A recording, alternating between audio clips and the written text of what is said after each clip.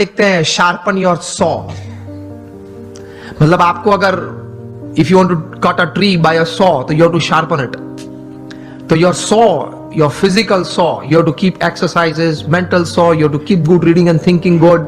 Your emotional saw, that is you have to have the right type of feelings, and your spiritual saw. इसमें Stephen Covey लिखते हैं कि connect with your creator through prayers every day. आप अपने सर्जनहार के साथ संबंध नित्य रखना प्रार्थना के रूप से. ये 3000 सफल व्यक्ति के जीवन में उन्होंने भगवान के प्रति श्रद्धा दृढ़ देखी. ये सफलता का बहुत बड़ा कारण है, क्योंकि जीवन में ऐसे प्रसंग बनेंगे जब आपके मोबाइल में 500 नंबर होंगे, किसको फोन करूं वो प्रश्न आ जाएगा. और ऐसे प्रसंग बनेंगे सिवियर फेलियर के. जो लाइट हम देखते हैं, इलेक्ट्रिसिटी देखते हैं, थॉमस अल्वा एडिसन ने दी. एक बार सुबह में बड़ी आग लग गई और पूरी एडिसन फैक्ट्रीज जल गई.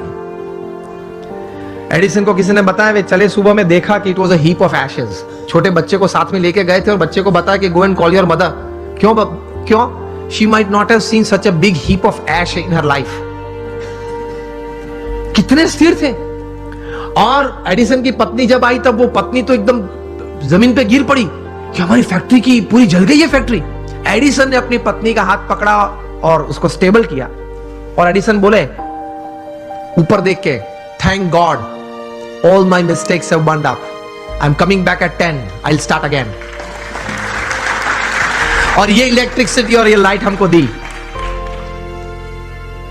उन्होंने बोला कि भगवान आपका आभार, मेरी सब गलतियां जल गई. वो गलतियां नहीं थी.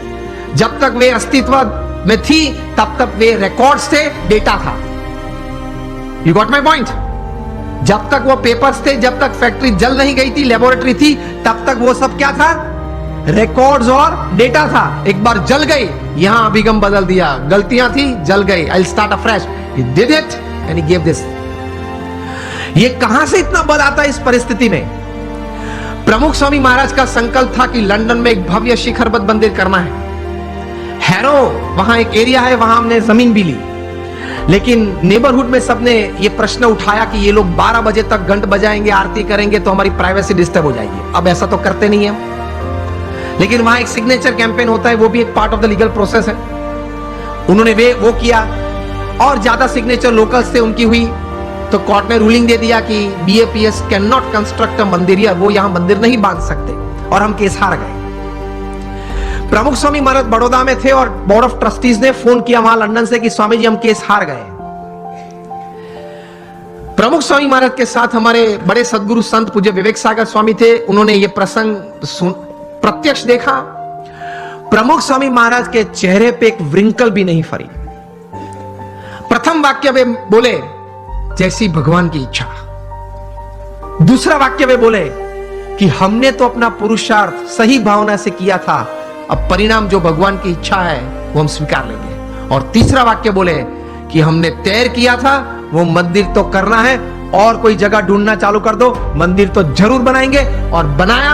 और रीडर्स डाइजेस्ट ने 95 में जब प्रतिष्ठा हुई तब लिखा, it is the 8th wonder of the world. शायद आप लोगों ने किसी ने वो मंदिर देखा होगा निजदन में.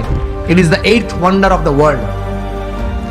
तो ऐसे महापुरुषों के जीवन में से ये बात सफलता के लिए सीखनी है. जब सेटबैक आए जीवन में, कोई फेलियर आए, कोई ऐसी परिस्थिति खड़ी हो जाए, तब ये इंट्रोस्पेक्शन करना कि मैंने अपनी बुद्धि के अनुसार पूरा पुरुषार्थ किया था, हाँ, तो अब भगवान की इच्छा, जो परिणाम आए वो मुझे स्वीकार है. लेकिन अब जो परिस्थिति है उससे बाहर निकलना है, और जो तय किया वो करना तो है.